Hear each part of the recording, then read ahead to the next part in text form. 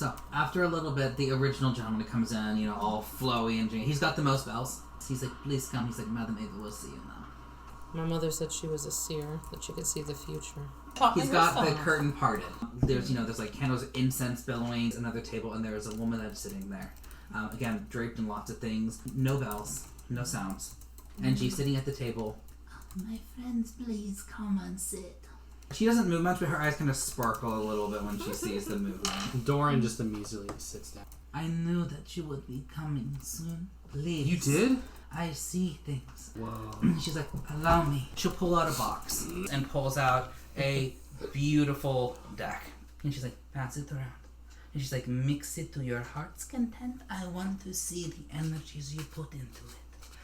A beautiful deck. Has it been with you long? It has been with our people since the time started. Daniel seems emotional about touching the deck. Yeah, she looks at him. She's kind of holding it with reverence, she's like, too. Please, reverence is what I was all the time that you need. This is meant to help you, to aid you, to guide you where you need to go in this world. Now we begin. Yeah, she'll raise her hands, whatever, and all the candles glow green. And her eyes seem to glow slightly as she kind of hands her hands over the cards. This card speaks of history, of past whispered through the mist. Knowledge of the ancient shall be your lantern in the darkness. To understand your enemy, you must first understand his tragedy. The traitor, a thirst for power so great that loyalty and love turn to dust in its wake. Unbridled ambition, deceit in the guise of devotion, and the hunger for power that consumes all. There is a town where all is not well, a place where masks are worn upon the face but not upon the soul. There is a mourning woman, one who drinks deeply from the devil's cup. Keep what you seek. She clings to her grief as if it were a lover, and in her hand she guards a tome of whispered regrets and lost purposes. Remnants of the one who stood against the darkness, now nothing more than brittle fragments of defiance. Next, this vision speaks of a force of good and renewal, a relic of great power that may yet turn the tide. But power is ever coveted, and those who call themselves gods do not relinquish their dominion so easily. The conjurer, one who weaves illusions, who blends reality to their own whims, but in their arrogance they believe themselves untouchable and eternal. I see a village drowned in its own sorrow, where a river's embrace has claimed its people, yet their warden remains. A wicked mother roosts there, cradling her madness like a cherished child. She has nursed darkness upon her breast, and now it walks. She holds what you seek. This card speaks of strength, of a weapon not forged in steel, but defiance, a blade of vengeance carrying the light of a forgotten sun. Yet it lies in a place where darkness reigns absolute, hidden behind amber walls. The bishop, who clings to order ever in chaos, whose plot those only see the path before them, unmoving and unbending. The past is buried deep within stone and ice, protected by wards and whispers of those long gone. Only the determined shall breach its keep. What you seek rests where few dare to tread, high on frozen peaks, beyond doors of amber that have long been seated against prying hands.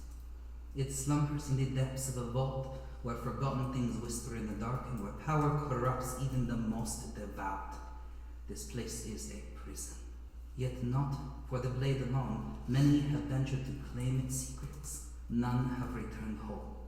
The cold is not the greatest threat in that cold place. Would you claim the light to be wary that it does not bind you to the horrors that lurk just beyond its glow? This card reveals one who yet lingers, a companion upon your journey, a warrior once noble, now adrift. This spirit lingers in the echoes of the past, awaiting one who will remind him of who he once was.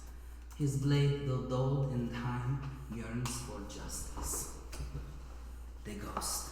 The past does not rest easy in Barovia, and those who fall to despair become its prisoners. This one, once a valiant knight, a beacon of honor, he rode with his brethren, sworn a noble house, yet the cause was undone by darkness and treachery.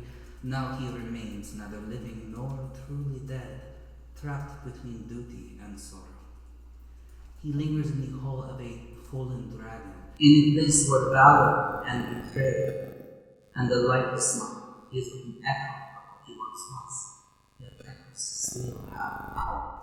Here among the remnants of a noble cause, undone by the cruelty of time he wanders, a revel not of vengeance, but of purpose left unfulfilled. You would earn his alliance. You must remind him of what he once swore to protect. But take heed, the dead do not always remember what it means to live. If you can remind him of his oath, of his brotherhood he once held dear, he will stand beside you when the time comes. The light begins to dim, and it glows a deep black, purple light. And so we come to the end of the path. Your enemy, the thing of darkness, of loss and yearning, that has turned to rot. He is not what he once was. He is hollow and empty, a man unmade by his own grief. The broken one. A soul shattered by loss, forever chasing something just beyond the reach. Weight of fail bends his back, but do not mistake his sorrow for weakness. Despair is a cruel master, and it has honed him well. He haunts a place of his greatest regret. Where love was lost, where fate was sealed, he lingers in the tomb of the one he adored and envied beyond all reason. Deep beneath the castle of night, in the crypts, where the dead whisper of old betrayals, he waits.